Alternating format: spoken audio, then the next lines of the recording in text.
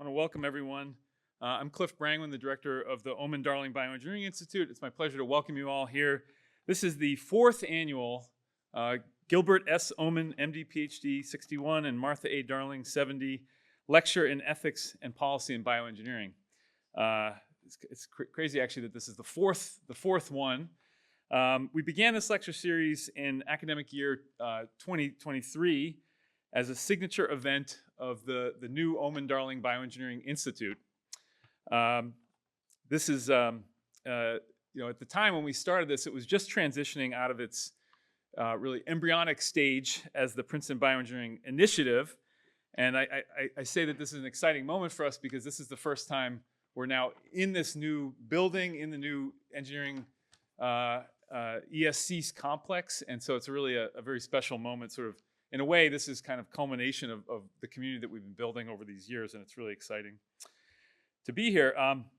ODBI was enabled by the tremendous generosity of Gil Omenn and Martha Darling, and we're pleased to have Gil back on campus today for today's lecture, so I'd like to take a moment to thank them for their support.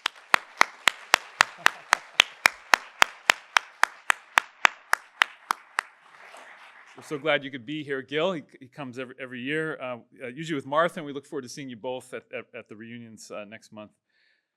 So Gil and Martha recognize the transformative impact of bioengineering for society, and we're seeing this every day from the development of mRNA vaccines, antiviral therapies, CRISPR gene editing, and CAR-T-based cell engineering and immuno-oncology. These are really transformative developments. And technologies like this and the development of technologies like this is a central focus of what we're doing in the Omenn-Darling Bioengineering Institute. It's central to our vision with the potential for massive positive impacts for health and society. But as with any powerful new technologies, read AI, cell phones, et cetera, there can arise a host of ethical questions. And we think it's critical to stimulate conversations and build bridges across campus, including with our colleagues in the humanities, policy, and social sciences. And so we're very glad that Gil and Martha recognize this importance and have supported not only Princeton Bioengineering, but also helping connect units across campus to engage us in this important conversation on bioethics. So catalyzed by their support, the conversation has been spreading quite organically, including through the formation of a student-led group called the Princeton Bioethics Exchange that grew out of our first Omenn-Darling Bioethics lecture. We also want to thank the School of Public and International Affairs, University Center for Human Values, the Faith and Work Initiative, and the Council on Science and Technology for their partnership and support of these events over the last several years. I really think this kind of dialogue across science, engineering, and the humanities is what makes Princeton and ODBI, bioengineering at Princeton, so special. It's really something very unique that we have here. So I'm very pleased to introduce our 2026 Omenn-Darling lecturer, Feng Zhang, who's a core member of the Broad Institute at MIT and Harvard, an investigator at the Howard Hughes Medical Institute, and the James and Patricia Poitras Professor of Neuroscience and Biological Engineering at the Massachusetts Institute of Technology. Now, Feng is a pioneer in the development of CRISPR gene editing technologies and a central figure in the modern biotechnology revolution. There really are too many accolades to try listing here, so I won't do that. You want to hear him speak, not me. But I will just say, simply put, it's no exaggeration to say that his work has fundamentally transformed the landscape of biological research, and I think can be summarized as arising from a combination of curiosity-driven research, bioengineering technology development, and a drive to bring them together to make a positive impact on humanity. Without digressing too much, I'll say we all need more of that in the world these days. So that's, I think, something very inspirational. So Feng, we're absolutely thrilled to have you here as this year's Omenn-Darling lecturer, and we're excited to hear your insights on the bioethical dimensions of these transformative technologies in bioengineering. Thanks, Feng. Yeah.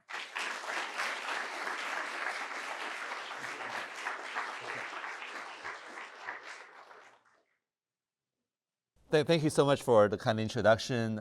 Thank you, Gil, for having me here to give this lecture. Thank you, everyone, for having me visit today. This is my first time visiting Princeton, and it's really been a wonderful experience interacting with students and faculties and to learn about all of the amazing research and get inspired by all of the brainstorms that I had today. So again, thank you so much for this opportunity to be here. So I wanted to tell you a bit about some of the research that we have been working on, and then also toward the end, I'll highlight some of the ethical considerations that we're confronting with today, and then also we can have a discussion about some of those ethical considerations. So one of the central themes of our work over the past couple of decades has been focused on the development of genetic medicine.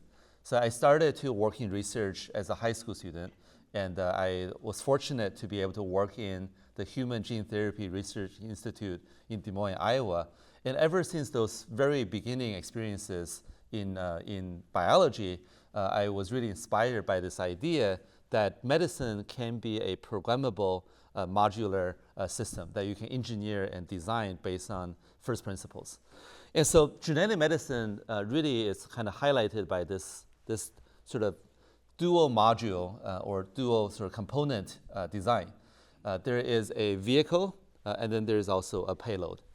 And the holy grail or the dream of genetic medicine is to have a toolbox of many different types of vehicles that can get the medicine to wherever you want within the body, whichever cell type you're trying to target, and combine those with a toolbox of payloads.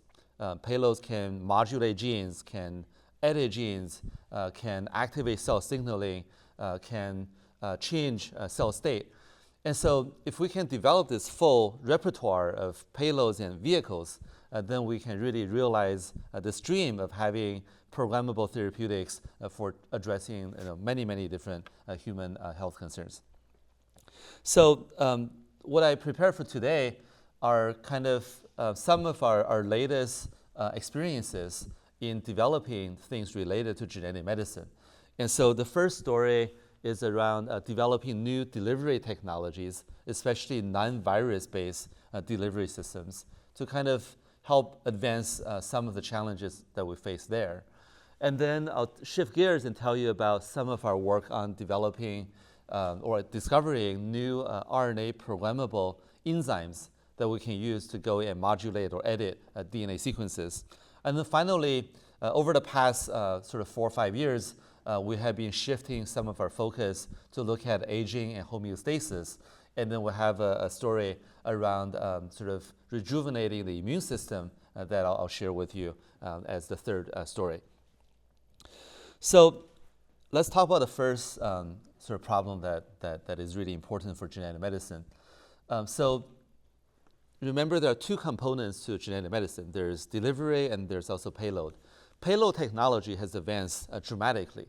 So a lot of the things that were mentioned about CAR T therapy or gene editing or other types of interventions in cells, these are all really amazing payload technologies that have been developed.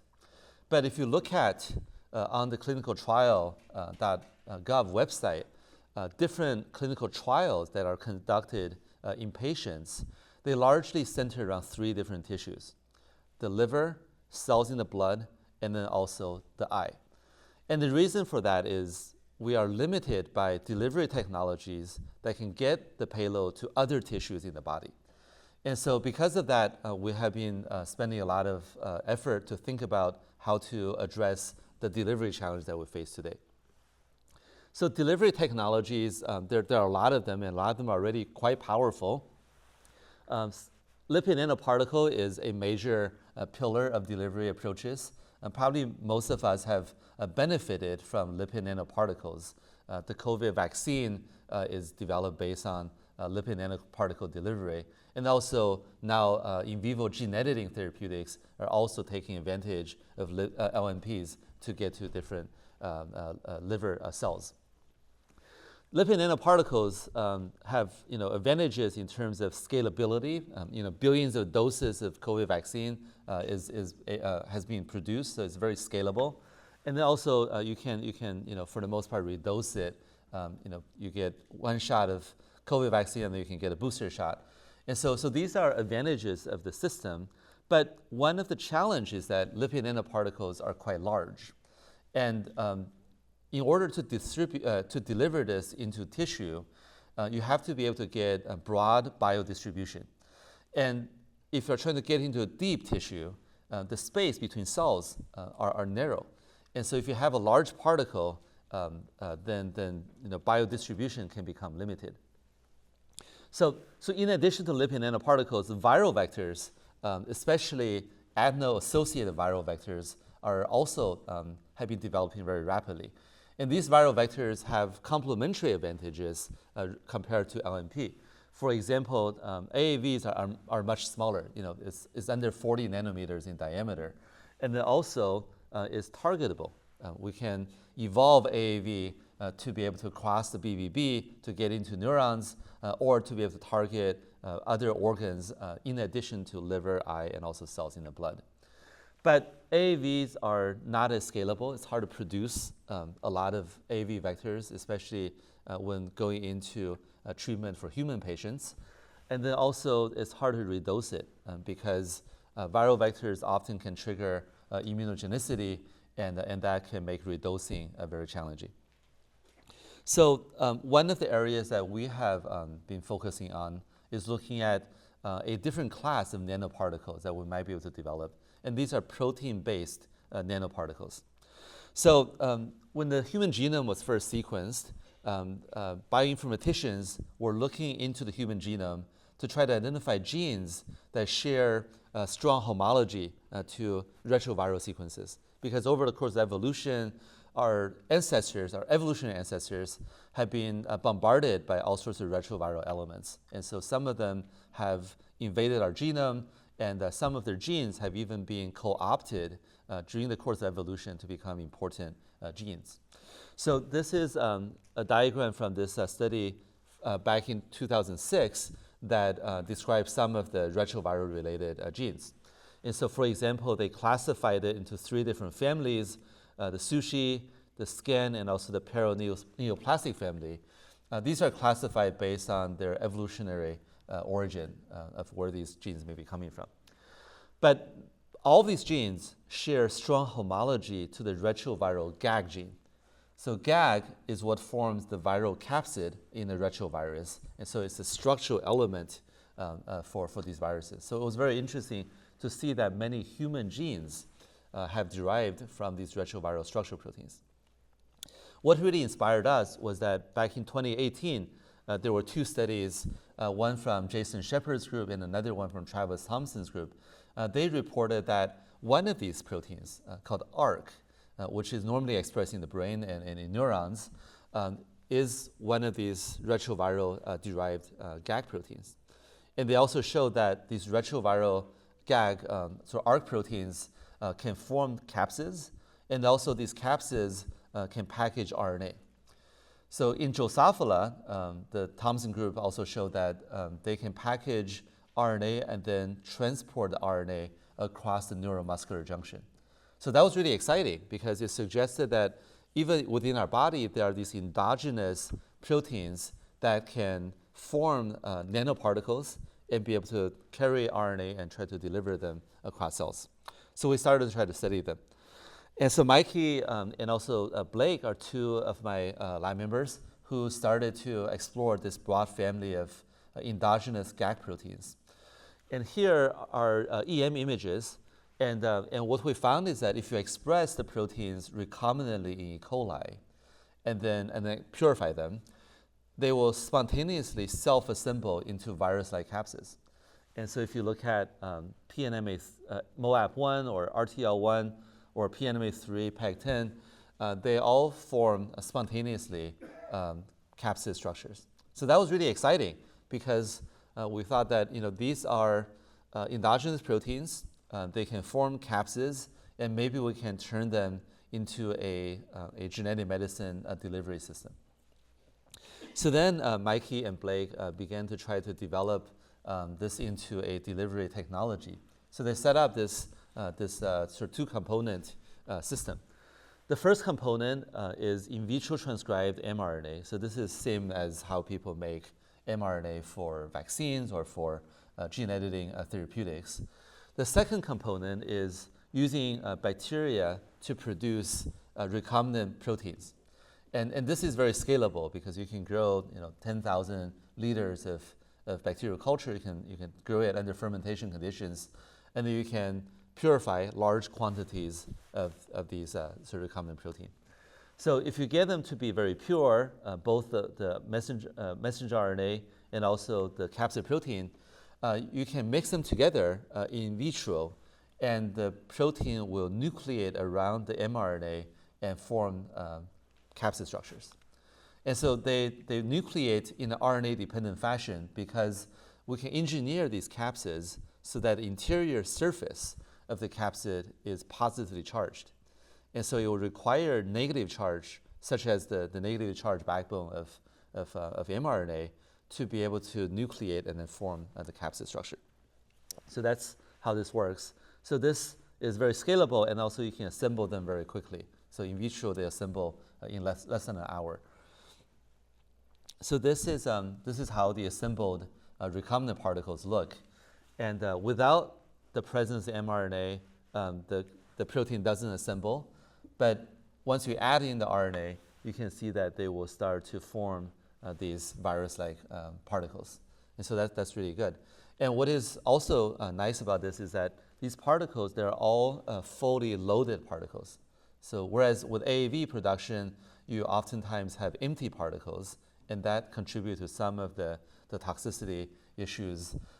Here, every particle has the payload loaded, so you can just make sure that you're injecting and delivering the maximum amount of therapeutic molecule as possible.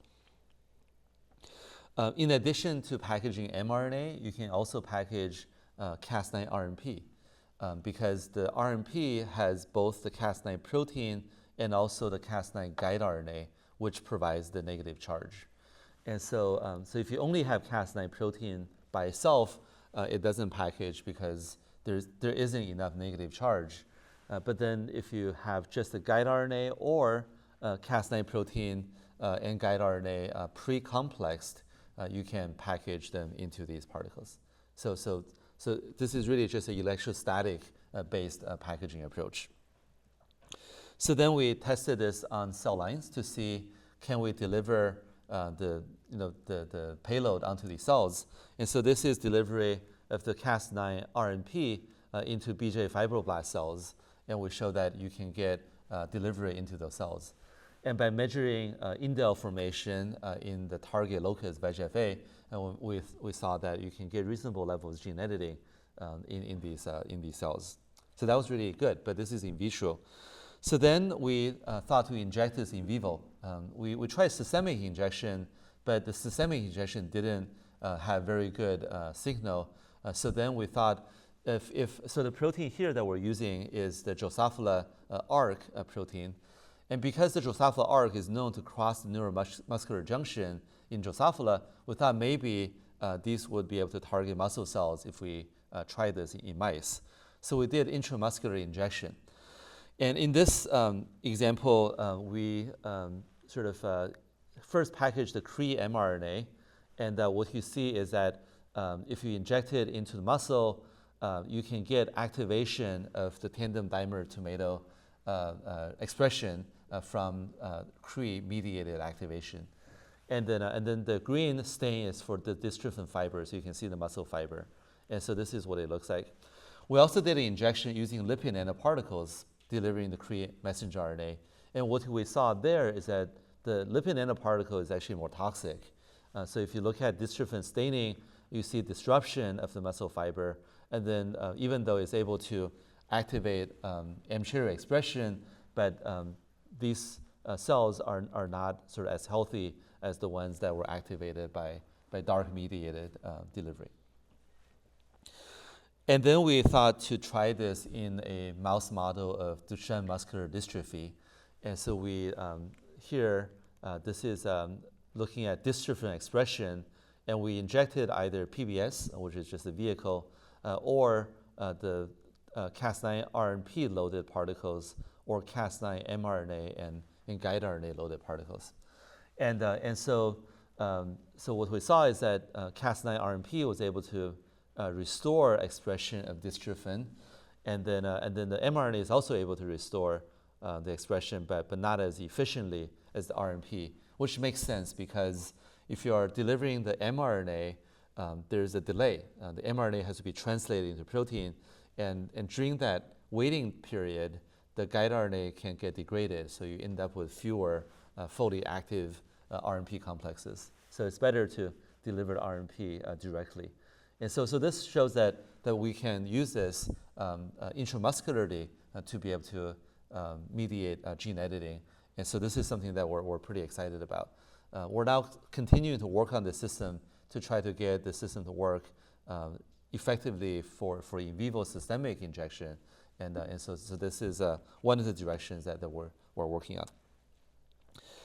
So they're sort of complementary to these endogenous GAG particles. We have also been working on an alternative approach to deliver molecular payloads into cells. And here, this is work by graduate student Joe Kreitz, who worked on these systems from a bacteria called Photorhabdus, which is called the Photorhabdus virulence cassette. So this is a large operon of genes that, when expressed, will form a nanoscopic syringe-like structure. So these structures here, these are cryo-EM images or cryo-EM resolved structures of these syringes. So you can see it's basically a molecular syringe with a hollow core on the inside. And so this hollow core allows therapeutic proteins or allows proteins to be loaded. And we are trying to use this system to load therapeutic proteins. And this is a very cool system. It's got a spike protein at the end of the syringe. So just like a needle, this spike can puncture through the cell membrane and then unload whatever payload they're trying to load into the cell. And this is a schematic of how this works. These syringes have these structures called tail fibers. So these are gray things. And the tail fiber provides recognition of the target cell. And so upon binding of these tail fibers to the target cell membrane, this shaft, which is spring-loaded, will get triggered and it will compress. And when it compresses, it will push this sharp spike through the cell membrane and then unload the payload directly into the cell.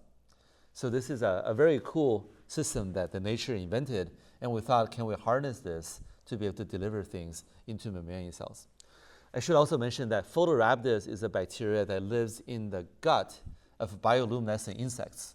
And these sort of syringes are used by Photorhabdus to destroy the gut lining and then allow the bacteria to escape from insect host.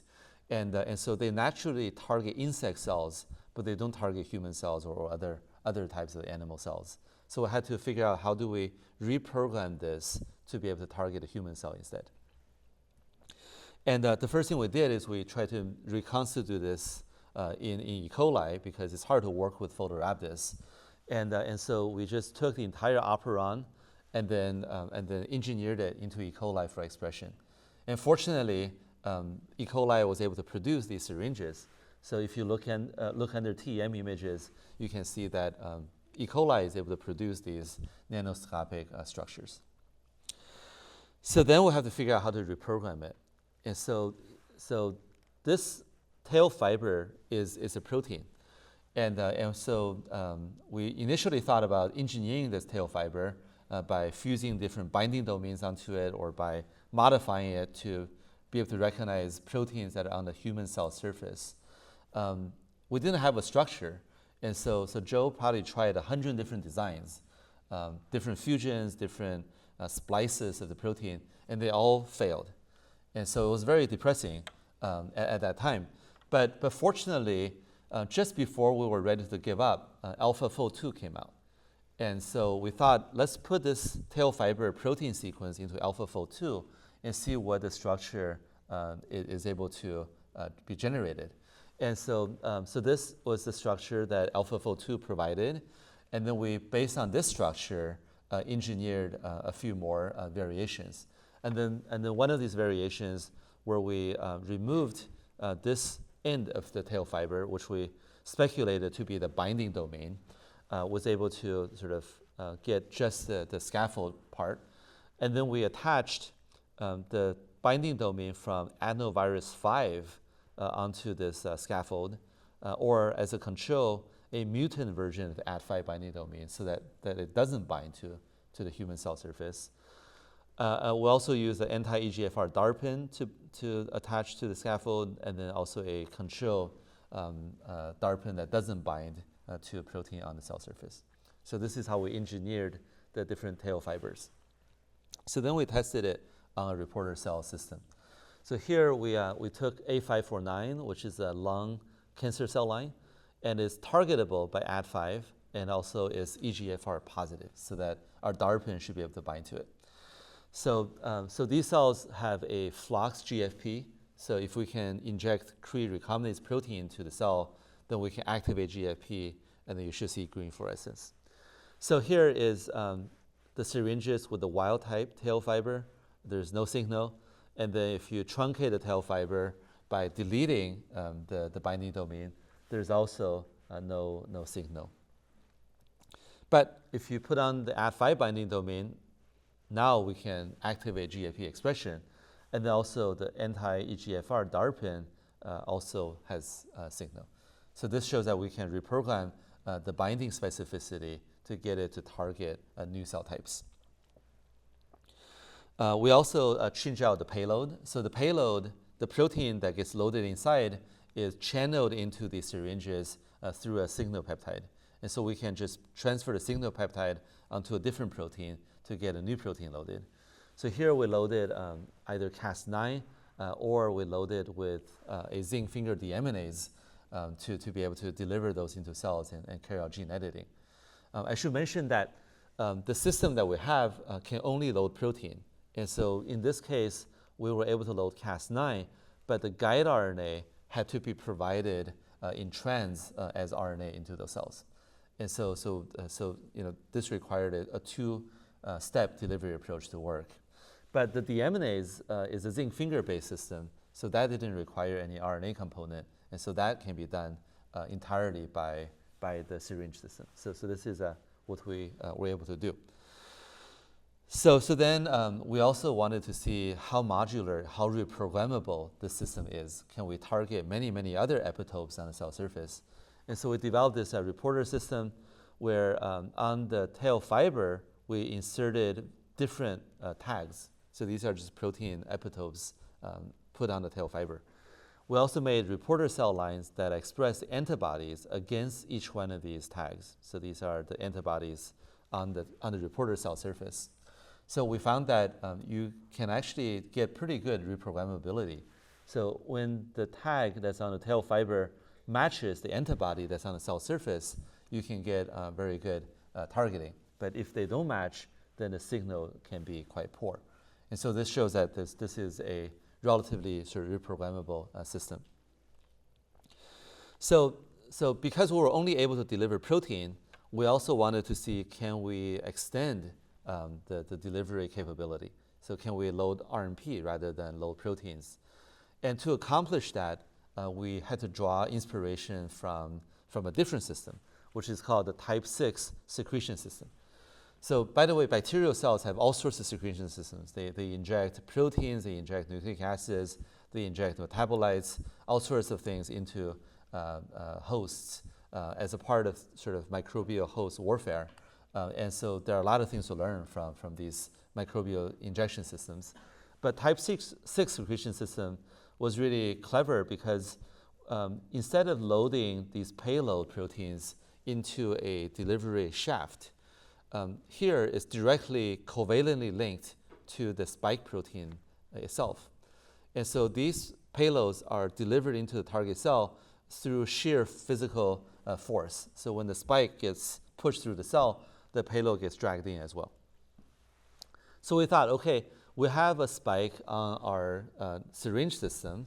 Maybe we can modify the spike by attaching our payload to the spike protein so that we can mimic what is happening with the type 6 secretion system. And so, so the two proteins that constitute the spike are PVC8 and PVC10. So we then made fusions to these different systems. And so here is a fusion to one of the termini of PVC10, so you can load one molecule. You can also fuse the payload on both ends of the PVC10, so you can get two molecules loaded. And then if you fuse onto PVC8, you can get 4 molecules loaded onto these syringes. So this is what we thought to try. And the mechanism we thought to exploit is one where upon recognition by the tail fiber, the spike, which is tethered with the payload, will get pushed into the cell membrane so that we can achieve delivery.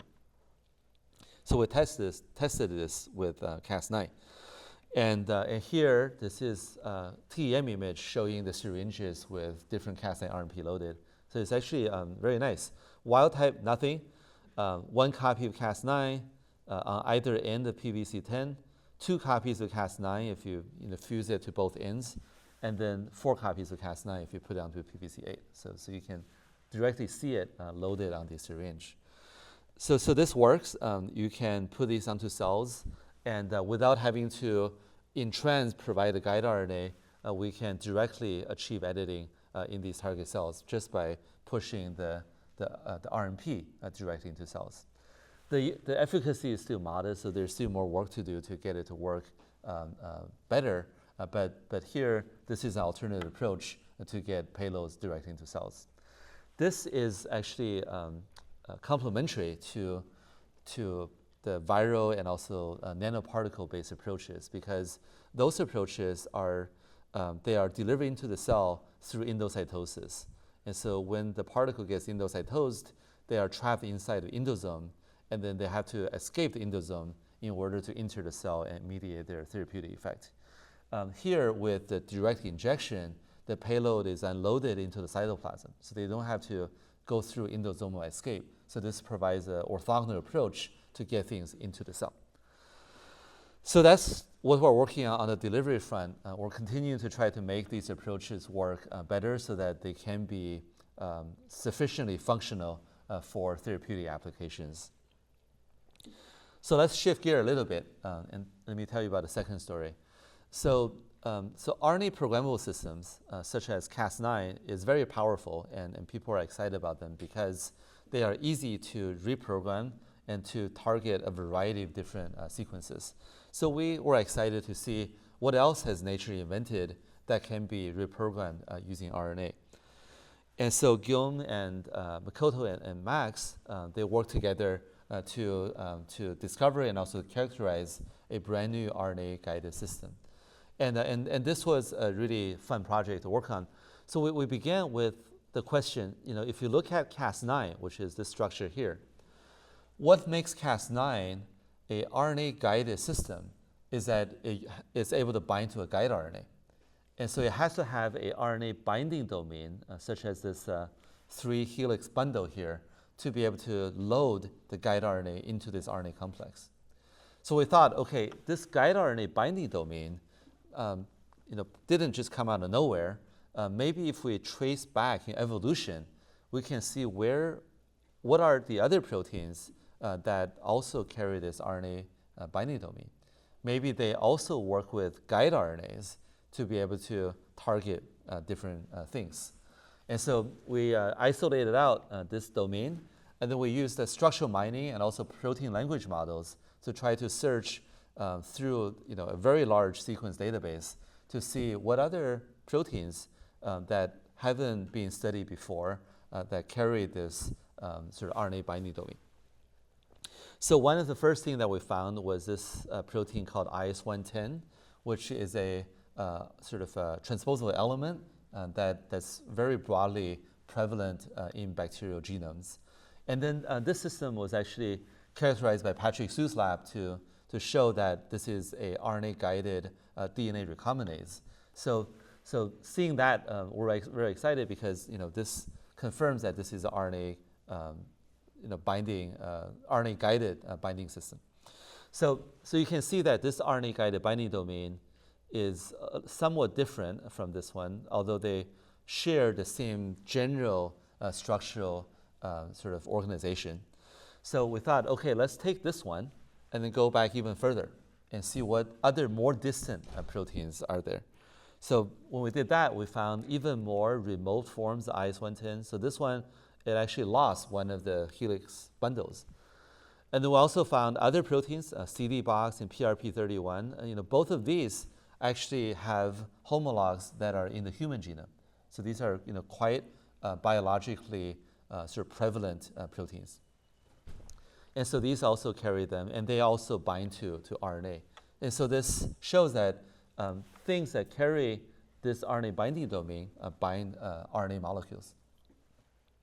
So we then took these domains and did one more iteration of analysis, and that really opened up an expansive world of proteins.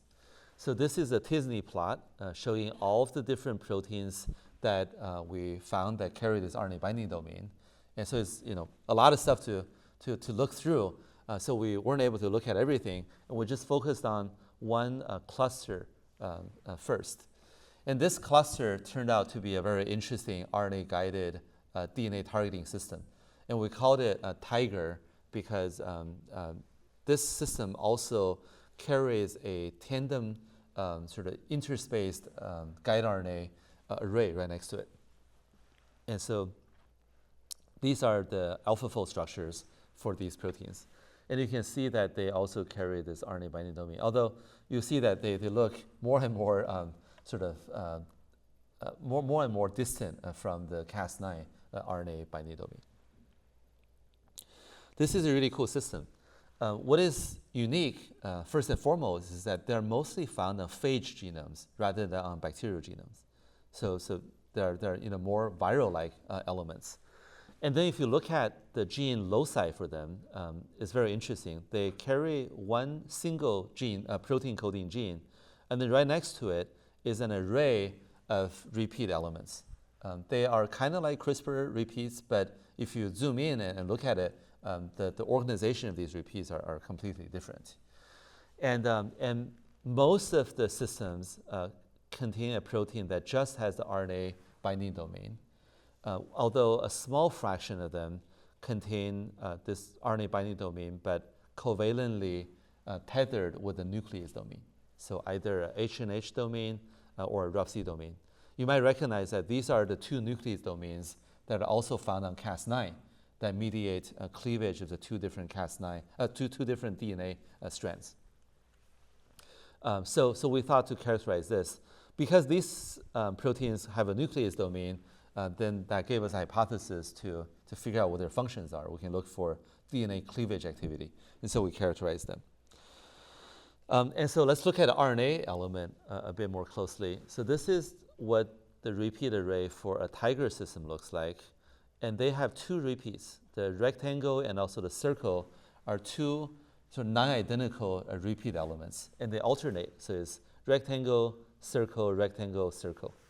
And then between each one of the repeat is interspaced by a non-repetitive sequence, just like the guide sequence found in a CRISPR RNA repeat array. And so CRISPR is simpler. It's just one repeat, one spacer, guide, one repeat, one spacer, guide, and alternating. So this is a little more complicated. So it turned out if you do RNA sequencing, these RNA are processed such that each RNA carries two of the non-repeat guide sequences and also carries both of the repeat. And so this forms the elemental unit for one of the TIGER RNAs. And so because the two repeats are interrupted by this repeat in the middle, the way that the TIGER system binds to DNA is quite different from the way that CRISPR binds to DNA. So when one of the TIGER systems binds to DNA, it opens up the target site, so it forms an R loop, and then the guide RNA interacts with both strands of the DNA. So once one of the guide spacers interacts with one strand, and then another guide interacts with the opposite strand. And these two guides together specify the binding site. Whereas with Cas9, it binds to DNA on just one strand, and then the other strand is unbound. So it's a different R loop structure. Whereas Cas9 requires a PAM sequence to be able to bind, the Tiger system doesn't have any PAM requirement. And so this allows it to target basically every single base within the genome. It doesn't require a motif right next to it. So we also solved the structure for these Tiger systems. And so this is one view of that. And they bind to DNA as a dimer. So there's one molecule here and then another molecule sort of right next to it. And then there's just one guide RNA, which is this beige molecule that you see here. So that intercalates into the DNA and then binds both strands. If you rotate this by 90 degrees, so you see that when it binds to DNA, it actually forms a 180-degree turn in the DNA. And so this is actually very interesting. Given that a lot of these sequences are found in phage genomes, this structure is very similar to how a host integration factor sort of binds to DNA and the structure that it forms. So I think that this suggests that maybe these systems are somehow sort of aiding the phage to be able to maybe land into their host in some RNA-guided way. Although that still requires more work, so we're still trying to figure that out. So that's interesting system. And now I'm going to shift gear a little bit and tell you about the third story. So the third is really about engineering physiology. And so one of the things that we have gotten really interested in is thinking about as the organism ages, the homeostatic function of the organism declines. And if we can somehow extend the homeostatic function of the organism, then we should be able to extend the health span of the organism. And so we first sort of focus on the immune system, thinking that the immune system follows this sort of development process where in the beginning it develops immunity and then it enters into this homeostasis phase. And then in old age, the immune system declines, and then this is when infections become more likely, chronic inflammation becomes a problem, and also cancer risk goes up. And so if we can somehow extend the homeostasis phase, then we can shorten this aging phase and then extend health span within the organism. So something that is central to immune function is the thymus, and the thymus is the first organ in our body that starts to degenerate. And so if you look at these sections from a 3-month-old infant versus a 7-year-old juvenile to a 70-year-old adult, you can see that the thymus begins involution very early on. So in fact, at the onset of puberty, the thymus already starts to begin the involution process. And so when the thymus disappears, then a lot of the thymic cues that drive the development of T cells starts to disappear. And this is also correlated with the decline in the T cell population and also in overall immune function. So we thought if we can somehow extend the thymic function into older age, we might be able to improve immune function within an organism. And so Mirko is a postdoc in my lab. He was an immunologist, and we began to profile the thymus. So we looked at differences in gene expression as the thymus ages, and then we identified a number of different factors that are differentially expressed, especially the ones that decline over age. And we screened a lot of them, and then eventually we arrived at 3 factors, DLL1, FLT3L, and also IL7.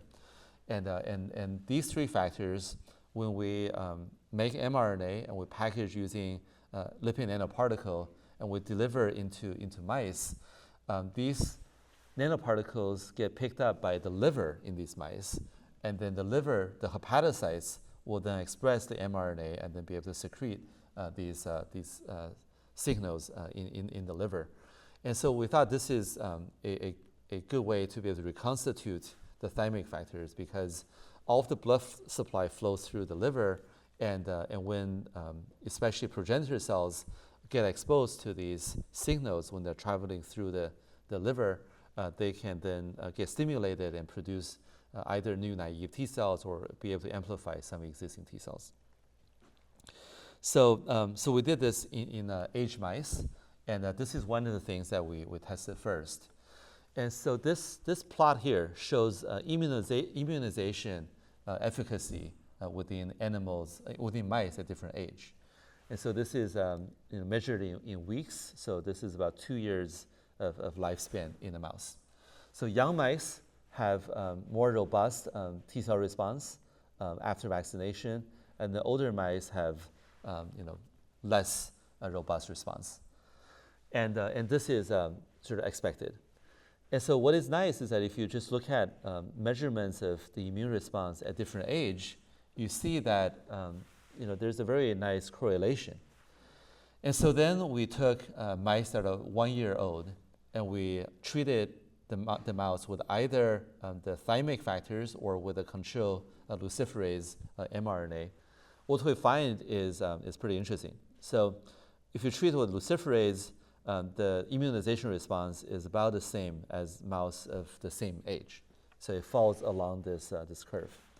But if you treat with thymic factors, you can dramatically boost the immune response. And so if you correlate this with a level response, you can see that the immune function on this assay is more similar to a mouse that's 6 months younger. And so this shows that we can sort of rejuvenate the immune function in this mouse by just treating with these thymic factors. So this is one measurement. We also looked at the ability of the mouse after rejuvenating with these thymic factors to be able to resist tumors. And so here we measured tumor graft.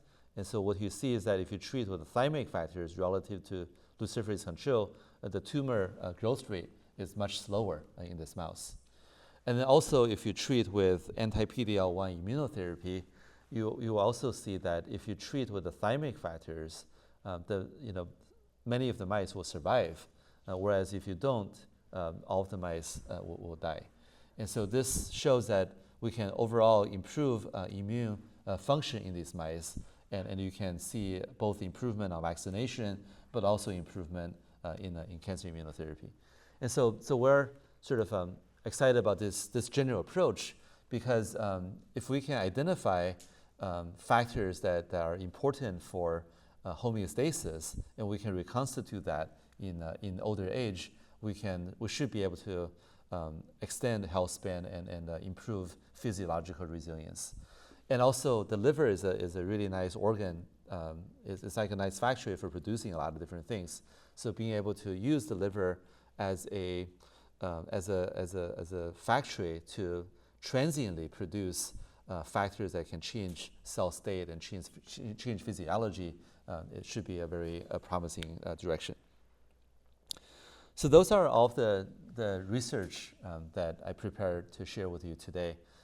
As you can see, our ability to start to engineer genetic medicine and also to intervene in different aspects of physiological function and biology is becoming more and more powerful.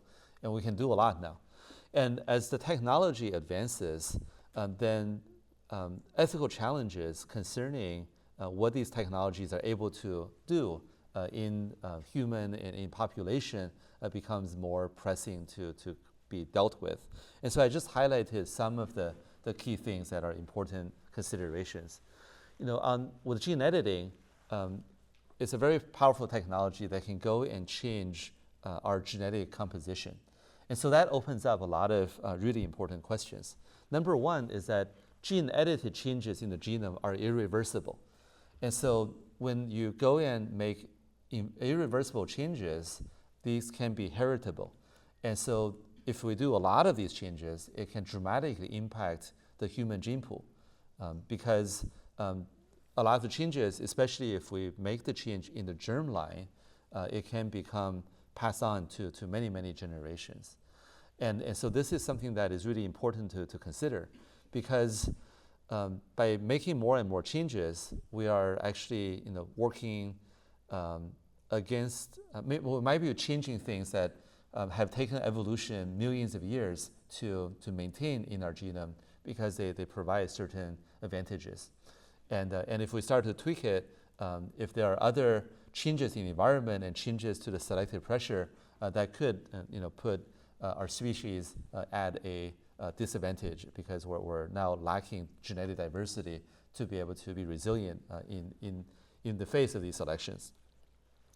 And then what is also important to consider is that there is also a slippery slope of some changes that we might attempt in the beginning are therapeutic, but then in the long run, as we understand biology and as we understand the contribution of genetic differences in other functions, it will become tempting to want to make changes that are maybe considered to be enhancements rather than just for therapeutic purposes. And whether or not that is a good thing to do is something that's really a deep philosophical and a bioethical question. It's something that we'll have to grapple with together as a society.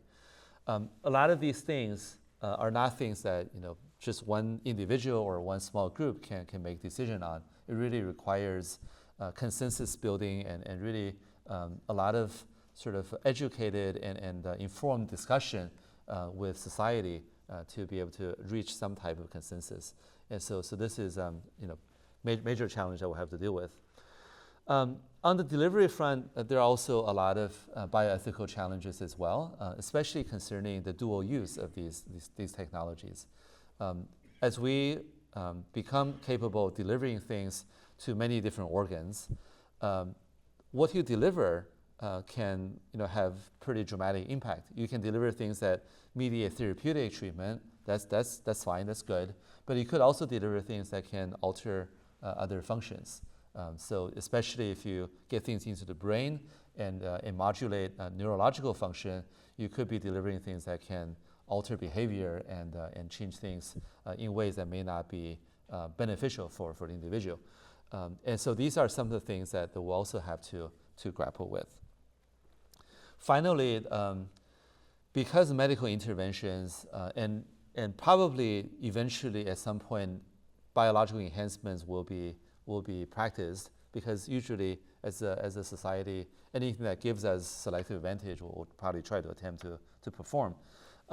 Accessibility and affordability will become even bigger of a concern.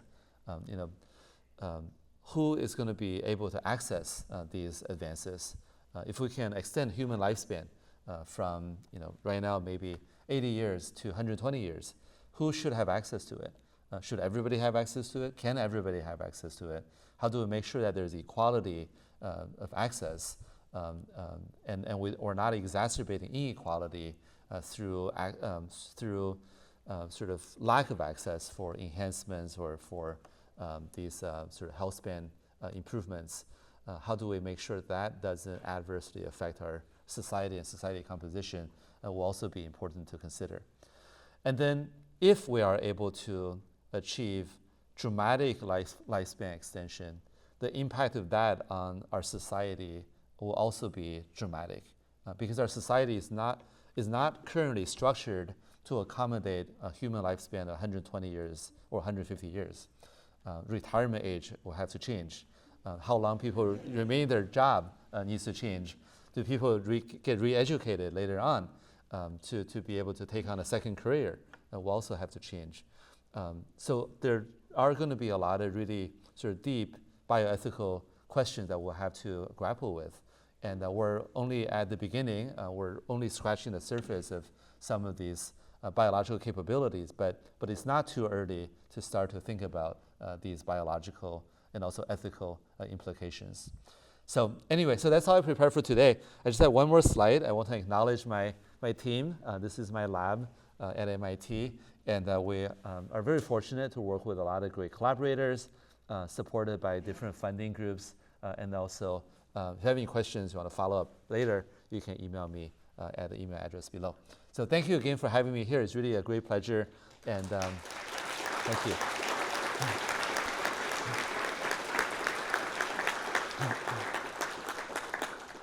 All right, we have time for questions. There was one announcement I wanted to make, which is when you finally trickle out, don't go out that door. Go out that door. I was supposed to say that at the beginning, and I didn't. But so we'll take some questions now. We're also going to have a reception, so I hope everybody sticks around. Please raise your hand if you'd like to ask a question. Yeah.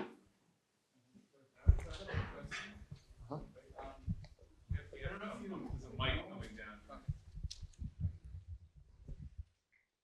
Thanks for the talk. Do you know what happened? First section. Do you know what happens to the spikes after delivery? Do they stay anchored to the cell? And if they do, like how long? Could that be used to tandemly target something? Yeah, so the spike falls off. And so if you have something that's tethered to the spike will probably get dragged along by that protein. So especially if we have Cas9 with a nuclear localization signal, then it will get trafficked along with Cas9. Okay. Yeah, the second question was about the ethical considerations of your work. Yeah. Whenever you filed a patent, have you put in like rules of how to use your technology or not? Or is that something you've thought about? Yeah, that's a great question. So, so when we file a patent around technology, the patent itself doesn't stipulate how the technology may be used. But at MIT and also at the Broad Institute, we have implemented ethical considerations in the licensing and commercialization of the technology. So, for example, we have sort of policies not to license it for the use of, say, making designer babies, and so through licensing or contractual obligations, you can sort of implement some ethical considerations, and that's what I have done. Yeah.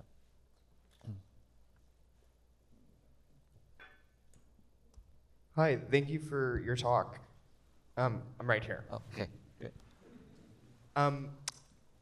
Regarding methods for delivery and payload, I was really interested in your comparison between LNPs and AAVs. I was wondering if you've also thought about like vesicular delivery systems for payloads, you know, using like the endogenous exosome endosome system. You talked a little bit about endosomal escape.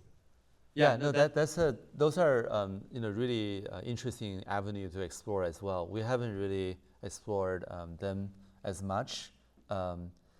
They are promising, but they also have challenges because from a manufacturing perspective, from the ability to define and characterize what is the composition that is being produced for the drug. Those are some of the things that need to get worked out, and then also targetability and how to engineer them to be able to go to a variety of different cell types are also sort of scientific questions that need to get answered. But I think they are definitely worth exploring. To solve the delivery need, I think we need to bring to bear many different approaches to be able to address a lot of different tissues. Hi. Yeah, hi. It was a really good talk. I really enjoyed it. I have a question on the TIGR based like RNA binding domains and nucleases. Yeah. How active are the nucleases in those proteins? Are they similar to that of Cas9, and do they cause double-stranded breaks? And like, an additional question to that is like, did you try fusing the DNA binding domain from TIGR proteins to the nucleases of Cas9, and like, would they reduce the off-target effects of that? Yeah, great question. Thank you. So short answer for the second question is we haven't tried that, but I think it would be interesting to use it to tether different domains to localize the activity to a specific sequence. So I think that's an interesting direction to explore.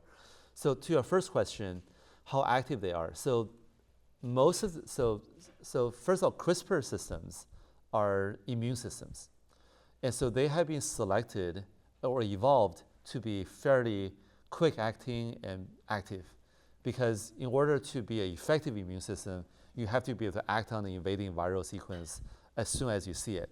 And so Cas9 is very active.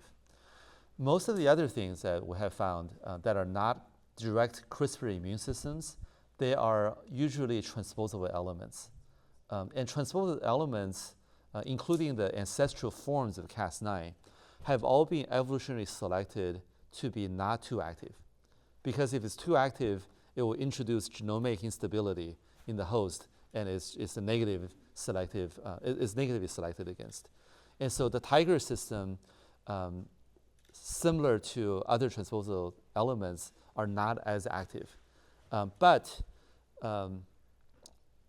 you can very easily make it more active by just introducing some point mutations. Because they are so evolutionarily repressed in terms of activity, it's easy to get it to be more active. So in fact, there was a published work showing that with some of the ancestral forms of CRISPR-Cas12 proteins, almost every single point mutation increased activity. And so that just shows you how, as transposable elements, they are actually actively suppressed in terms of their activity. And does double-stranded binding reduce the off-target effects in the Tiger systems? Because like now it needs to bind both strands. Yeah, that's a good thought.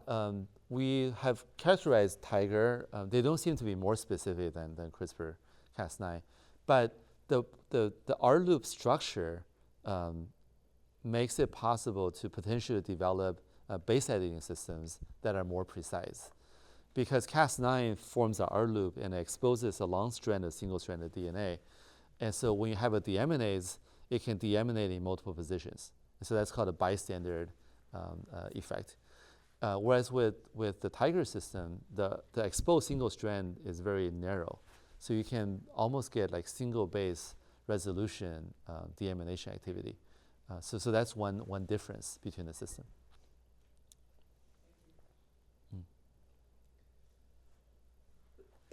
Yeah.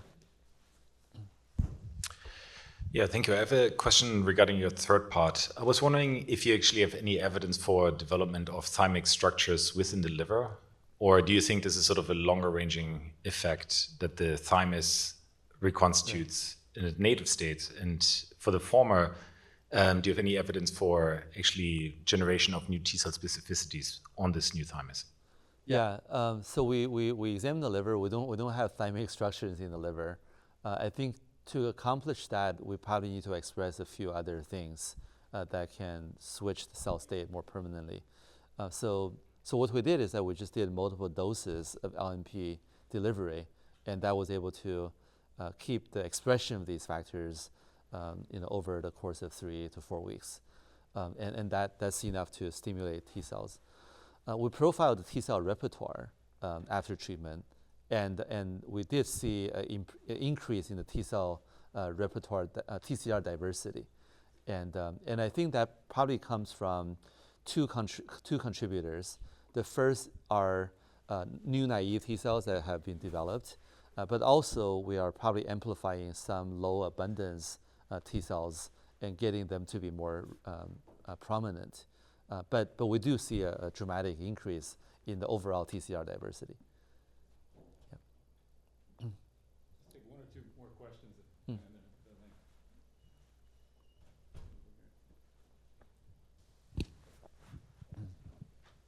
then Hi, I was interested in what you were talking about the dual use of these delivery systems.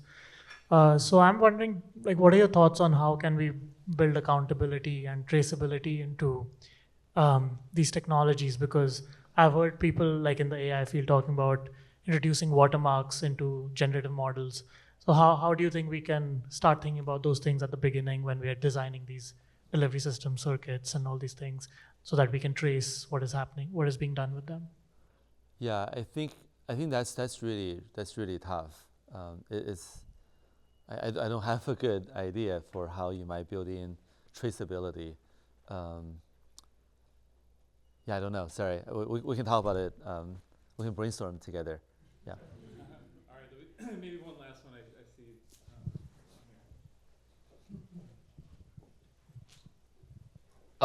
I was wondering if you could speak a little bit to like how you develop like the rationale or intuition to sort of like pick all these vastly like different tools, like that syringe protein from like random viruses, or like that phage tool, like from like I think I even saw like maybe extremophilic phages. So like, yeah, how do you just find like the thing that seems to work from some random part of biology? We usually look for substrates for tool development by looking for specific activities. And so, for example, with the syringe, we're looking for things that can mediate sort of cell-to-cell molecular transfer. And so these syringe systems or secretion systems are examples of that. The secretion systems from bacteria are well known. There are many different types, and usually they're embedded on a cell membrane. So to use those, you would have to deliver live bacteria or some type of reconstituted liposome with these secretion systems embedded in the membrane. So those weren't as useful. So then we looked for soluble things, and that's where these syringes came around. So these are soluble injection systems, which made it more attractive. And then for other things, we usually look for biochemical activity. If you're looking for recombinases, you look for recombinase, and so you can mine for domains that carry that activity. If you're looking for nucleases, you can do the same. And with RNA binding protein, we're looking for RNA for a guide RNA binding domain, and that kind of gives us a hint that a given protein might have that functionality. So usually it's based on some need, and then based on need, we try to rationally think what are the activities that would fulfill this need, and then we search for those activities. Yep. Thank you. Thank you. Okay, before we clap, what we usually say is we would like to give the Omenn-Darling Bioethics lecture a memento to remember Princeton, but obviously Princeton's on your mind. You have this tiger. That's true. I mean, so we know you're constantly thinking about Princeton already. But, and I didn't realize this is your first time visiting Princeton. Yeah. So anyways, something to remember us by other than your tiger system. This is presented to Feng Zhang, the Gilbert Omenn and Martha Darling Lecture in Ethics and Policy in Bioengineering 2026. Thank you so much. Thank you, sir. And we can ship that. We'll ship it to you. Okay, thank you very much.